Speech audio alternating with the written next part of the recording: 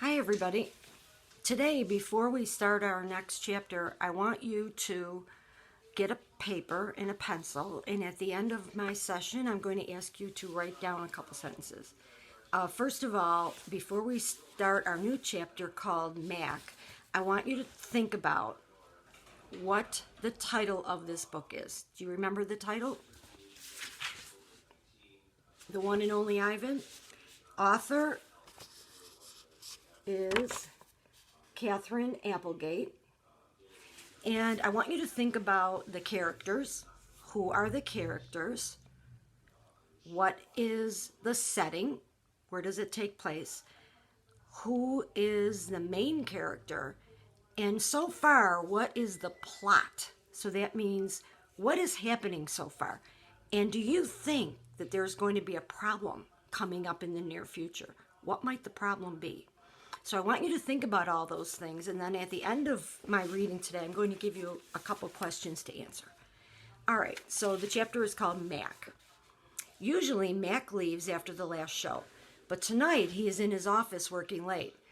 When he's done, he stops by my domain and stares at me for a long time while he drinks from a brown bottle.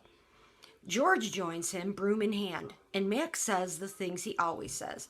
How about that game last night? And business has been slow, but it'll get better, you'll see. And don't forget to empty the trash. Matt glances over at the picture Julia is drawing. What are you making, he asks. It's for my mom, Julia says. It's a flying dog. She holds up her drawing, eyeing it critically. She likes airplanes and dogs. Mac murmurs to himself. He looks at George. How's the wife doing anyway? About the same, George says. She has good days and bad days. Yeah, don't we all, said Mac. Mac starts to leave, then pauses. He reaches into his pocket, pulls out a crumpled green bill, and presses it into George's hand. Here, Mac says with a shrug, buy the kids some more crayons. Mac is already out the door before George can yell, thanks.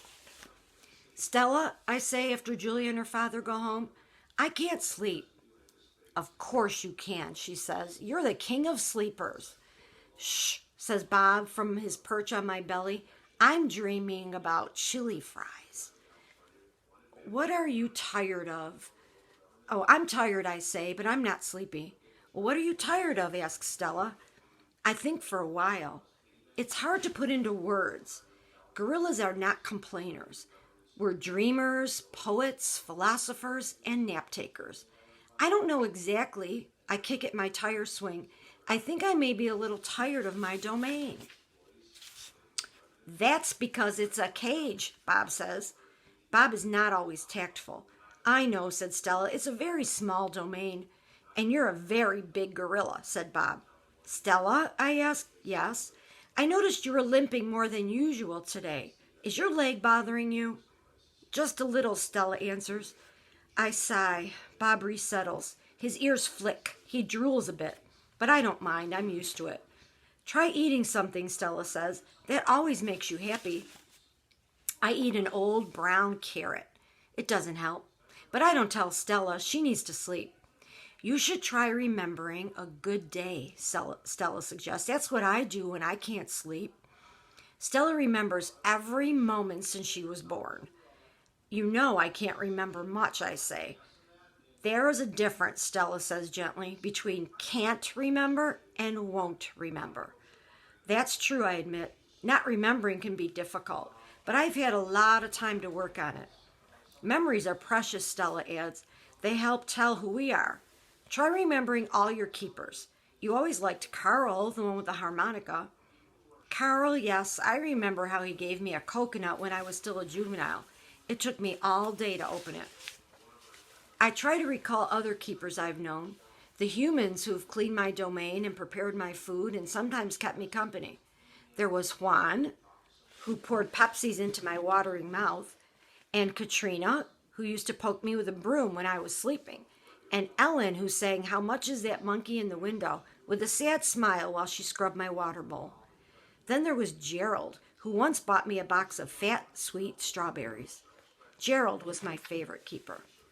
I haven't had a real keeper in a long time. Mac says he doesn't have the money to pay for an ape babysitter. These days, George cleans my cage and Mac is the one who feeds me. When I think about all the people who have taken care of me, mostly it's Mac, as I recall, day in and day out, year after year. Mac, who bought me and raised me and says I'm no longer cute. As if a silverback could ever be cute. Moonlight falls on the frozen carousel, on the silent popcorn stand, on the stall of leather belts that smell like long-gone cows. The heavy work of Stella's breathing sounds like the wind in the trees, and I wait for sleep to find me. Matt gives me a new black crayon and a fresh pile of paper. It's time to work again. I smell the crayon, roll it in my hands, and press the sharp point against my palm. There's nothing I love more than a new crayon. I search my domain for something to draw. What is black? An old banana peel would work, but I've eaten them all. Knot tag is black. Knot tag is brown. My little pool is blue. The yogurt raisin I'm saving for this afternoon is white, at least on the outside. Something moves in the corner. I have a visitor. A shiny beetle has stopped by. Bugs often wander through my domain on their way to somewhere else. Hello, beetle, I say. He freezes silent. Bugs never want to chat.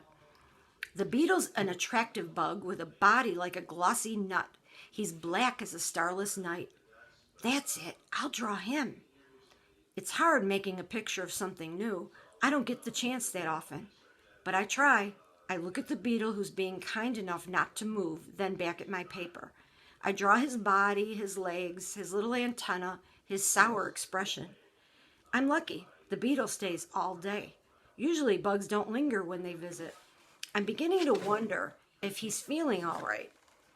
Bob, who's been known to munch on bugs from time to time, offers to eat him. I tell Bob that won't be necessary. I'm just finishing my last picture when Mac returns. George and Julia are with him. Mac enters my domain and picks up the drawing. What the heck is this? He asks. Beats me what Ivan thinks he's drawing. This is a picture of nothing, a big black nothing. Julia's standing just outside my domain. Can I see? She asks. Mac holds my picture up to the window. Julia tilts her head. She squeezes one eye shut. Then she opens her eye and scans my domain. I know, she exclaims. It's a beetle. See that beetle over there by Ivan's pool? Man, I just sprayed this place for bugs. Mac walks over to the beetle and lifts his foot. Before Mac can stomp, the beetle skitters away, disappearing through a crack in the wall. Mac turns back to my drawings. So you figure this is a beetle, huh? If you say so, kid.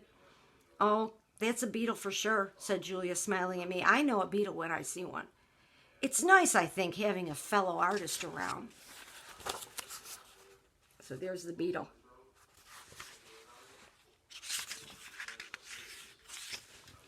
Stella is the first to notice the change, but soon we all feel it.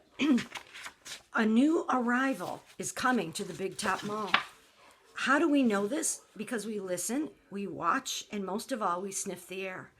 Humans always smell odd when the change is in the air, like rotten meat with a hint of papaya. Bob fears our new neighbor will be a giant cat with slitted eyes and a coiled tail. But Stella says a truck will arrive this afternoon carrying a baby elephant. How do you know? I ask. I sample the air, but all I smell is caramel corn. I love caramel corn. I can hear her, Stella says. She's crying for her mother. I listen. I hear the cars charging past. I hear the snore of the sun bears in their wire domain. But I don't hear any elephants. You're just hoping, I said.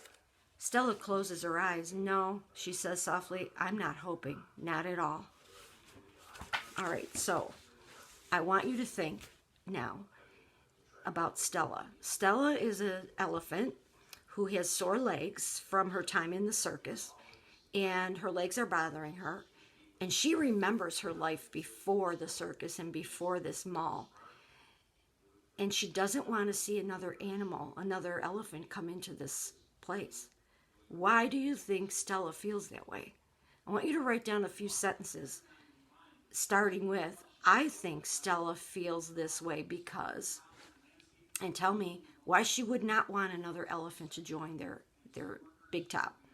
Also, I want you to think about what's going to happen now that the little girl thinks she can tell what Ivan is coloring. Is anything going to change? Because he usually only colors bananas. Now that he colors something that they can identify, how is that going to be different? All right, I will see you tomorrow. And don't forget to go on Raz Kids and iReady and iReady Math. Thanks. See you tomorrow.